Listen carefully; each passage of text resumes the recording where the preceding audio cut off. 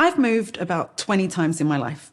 And each time that I move to a new neighbourhood, a new city, a new country, it seems to get harder and harder to sustain the friendships that I left behind. But right now, sustaining those friendships seems especially important and especially difficult. So I'm wondering, what is manageable?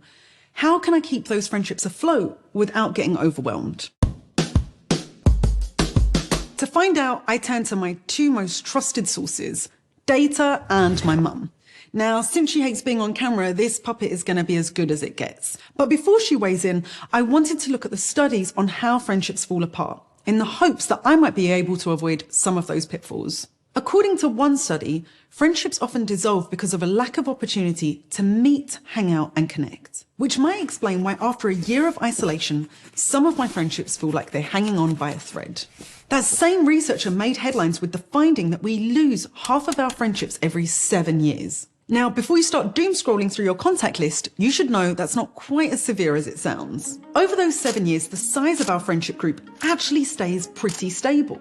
So if you have 20 or 30 good friends now, 7 years later, you'll still probably have 20 or 30 good friends. The catch though is that 52% of those faces will be different. Over 7 years, we will replace many of the people in our network with new ones.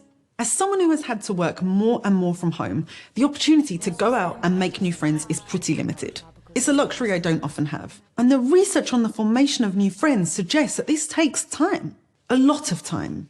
A recent study found that you have to spend between 40 and 60 hours with someone before they can go from an acquaintance to a casual friend. They get upgraded to a fully fledged friend at around 80 to 100 hours and get elevated to a best friend after you spend at least 200 hours of quality time together. And the emphasis here is on quality time. You might say hi to a barista every morning or be polite to a co-worker, but you wouldn't necessarily invite either one over for dinner. I was feeling a little bit daunted by all of these numbers until I spoke to my mum, who has a more optimistic take on all of this. A friendship is essential in your life.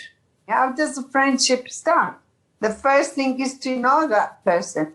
If you don't want to know these people, if you don't open a window of communication, you will never become a friend of them. You have to start. If you want to be isolated, you just shut your window, don't look at them, and they don't look at you.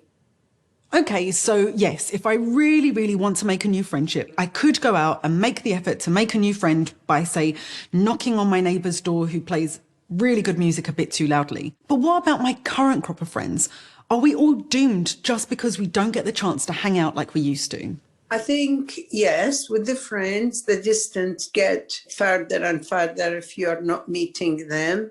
But it also shows you the ones that they don't disappear because of the time or the distance. They will be there for you if you need them. So the special friends on this difficult time shows you who cares and who is a good person or a good friend. I think she's right. I don't think there's a magical formula or mythical number of hours to chase. This just takes time and effort. So if you'll excuse me, I have a good friend that I need to call.